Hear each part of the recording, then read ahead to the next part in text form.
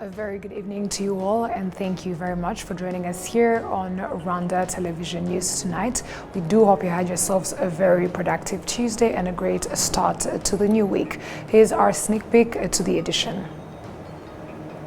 On Tuesday at Village Urugwiro, President Paul Kagame received a U.S. congressional delegation of 9 members of Congress led by Representative Bruce Westerman of Arkansas. The Ministry of Health has announced that before the end of this year, the country will have signed agreements with major international companies on the supply of high-tech medical machinery at a reduced cost.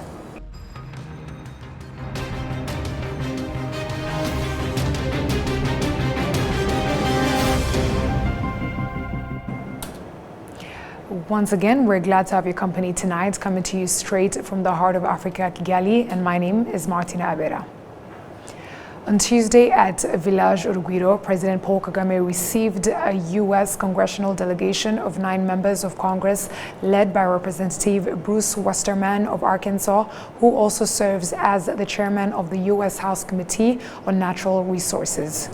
The discussions focused on Rwanda's transformation in the last 3 decades, potential areas of partnerships, as well as issues of the continental and global importance. Let us also inform you that the government of Rwanda released a statement on the Forbidden Stories media campaign on the 28th of May 2024 Kigali.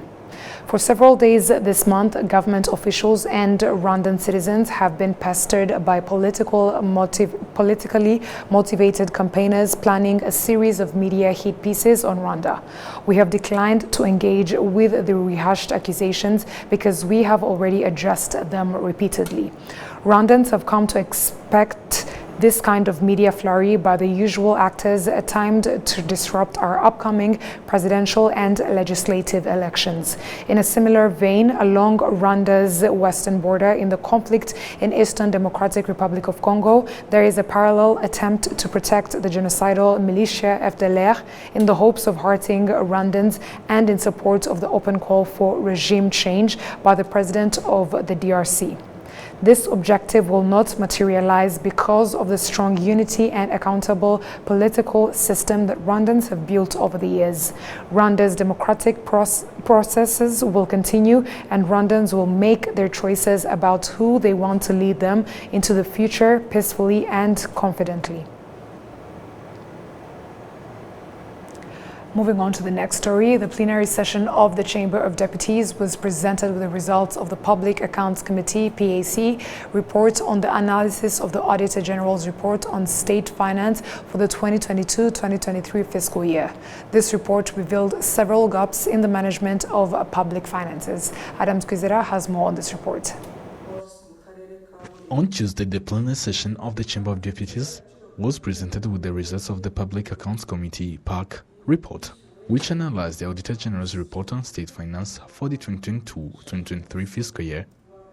The report revealed several gaps in the management of public finances, highlighting that some public institutions do not comply with the implementation of the efficient public financial management as required.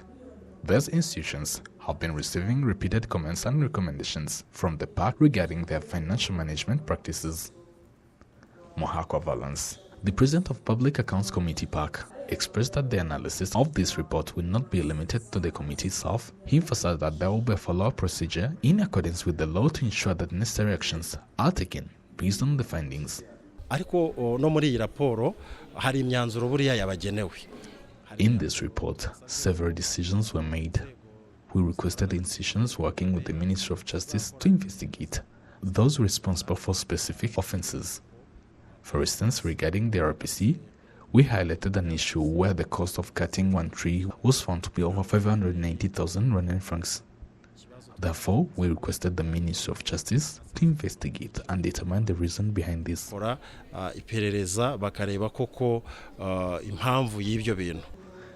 committee also indicated that it will continue to enhance conditions related to the proper use of public funds, ensuring that public institutions adhere to efficient financial management practices.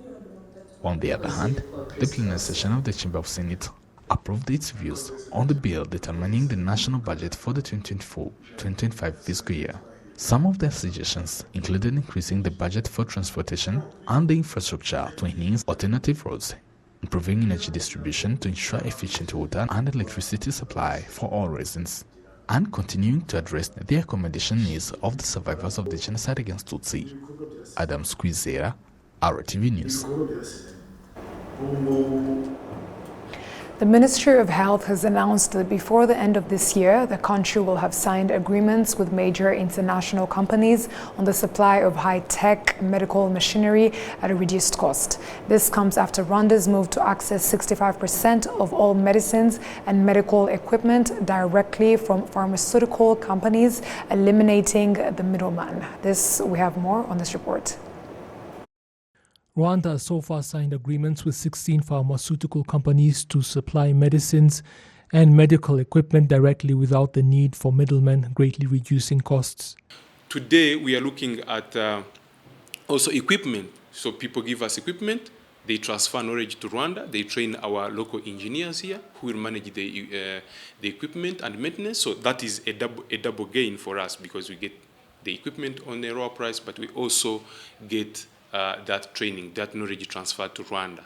So that's one side. Another side is that today, we for medicines, we have moved and we have up to 60% of products gotten direct from manufacturers. But for equipment, we are going to move to 100% by July. At least we are sure. We are signing memoranda of understanding with them, and we are acquiring these ones strategically. So for that one, it gives us a chance to negotiate.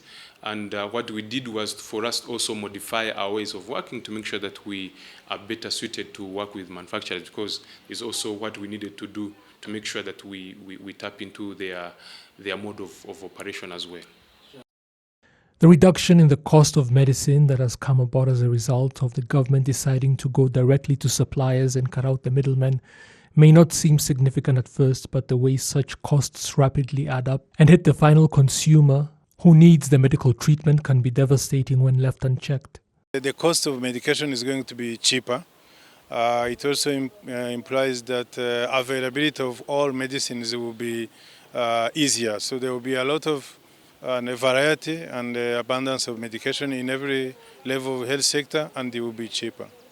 Importers of medicines and medical equipment in the private sector have also followed suit, looking to pool resources and reach out directly to manufacturers for what they need, while top officials in the Ministry of Health have confirmed that the cost of importing some medicines and equipment has been reduced by as much as half since the initiative began, noting that this is an opportunity the private sector should not forfeit.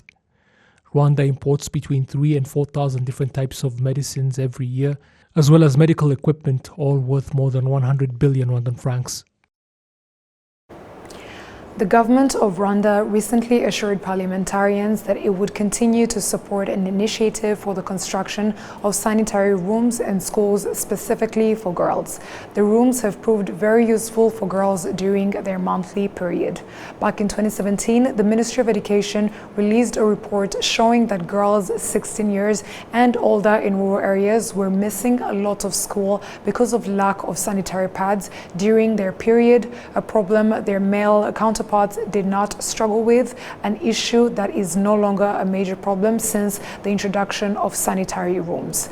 Parents and guardians in rural areas, however, still complain over the cost of sanitary pads, saying it can be a heavy burden, especially when a family has more than one daughter, and all of this is despite the government eliminating taxes on such products back in 2019.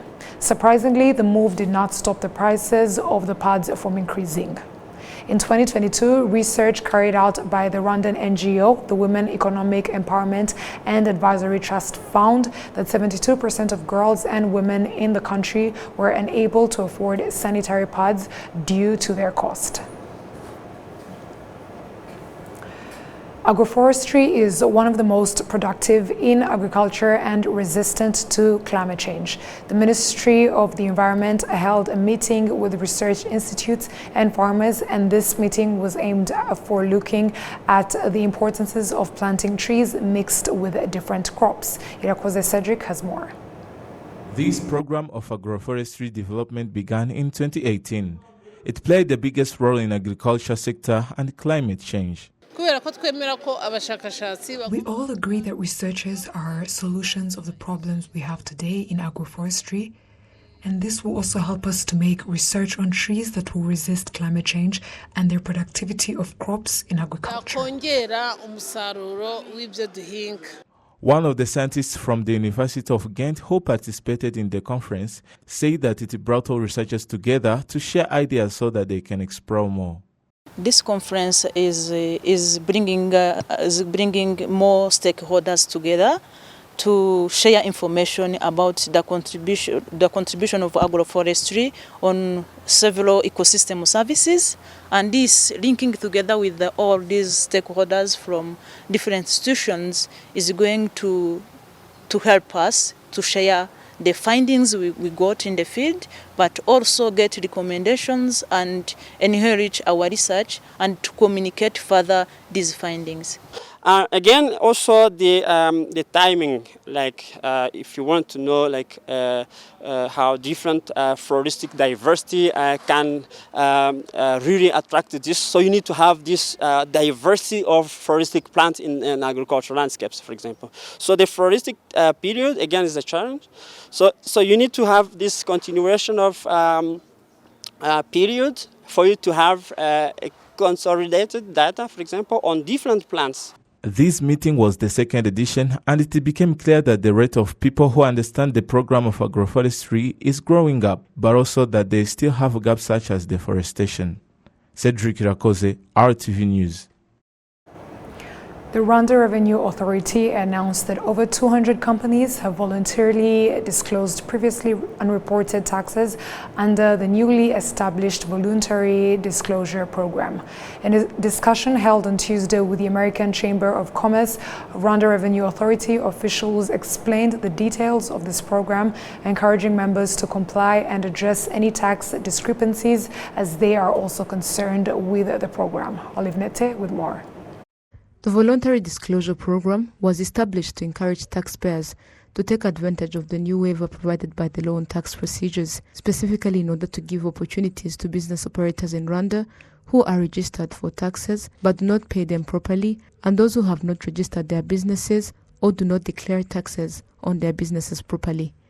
On Tuesday, the Rwanda Revenue Authority had discussions with members of the American Chamber of Commerce to also explain to them that the opportunity is open to everyone doing business in Rwanda, because sometimes foreigners are challenged when interpreting the law and may operate without knowing the requirements. Lauren Huranga, the president of the American Chamber of Commerce, points out that this will help them to maintain transparency and also assist them to operate freely. You know, as international companies, as multinational companies, sometimes it's hard to be able to interpret the law within the context of the work that we do, and programs such as this allow us to be able to evolve our understanding of how to be the most compliant companies to then be able to ensure that we're making our contributions to the country. The program concerns businesses that have been operating since 2022. For taxpayers who voluntarily disclose to the tax administration and pay the due taxes that were not paid before being notified of an imminent audit, will get a waiver provided by the law on tax procedures. Ronald Nwenshuti, Assistant Commissioner in charge of taxpayers, reiterates on some of the businesses concerned with the program. You might be registered and you find you have gaps in your financials. Come forward. Disclose what has not been paid. You might be not registered because you've been hiding. So we have businesses that are hiding. Some of them we have discussed them in this forum. Come forward and disclose. We have businesses that have been not audited even for the last 5 years, but they feel there's something that was not declared. So this is a program to give you that opportunity to come forward and disclose. And lastly, you might find that you want to comply with the law of Rwanda. So this is an opportunity for you. Ronald Nwenshuti, Assistant Commissioner in charge of Taxpayers Audit Division, also notes that since this program started, about 200 companies have voluntarily disclosed and reported taxes. Yes, we have seen a great appetite of people coming forward to benefit this program. And of course, they are at different stages. Some of them are in the preparations, trying to review their financials so that they can come and disclose. Some of them have already registered on the portal and have disclosed what they're supposed to disclose, and the number has gone above 100, above 100 companies coming forward. So, and others are getting to know about this program because maybe they have been engaged in other operations. So we see a lot of appetite and the need to benefit. So we believe that by June 22nd, many companies or many individuals have come forward and benefited this, because it might not come back again very soon. The ministerial order determining the modalities and conditions to benefit from the voluntary disclosure incentives was approved during the cabinet meeting of February 27, 2024. The voluntary disclosure program started on March 22nd and is expected to end on the 22nd of June. Olive Nete, RTV News.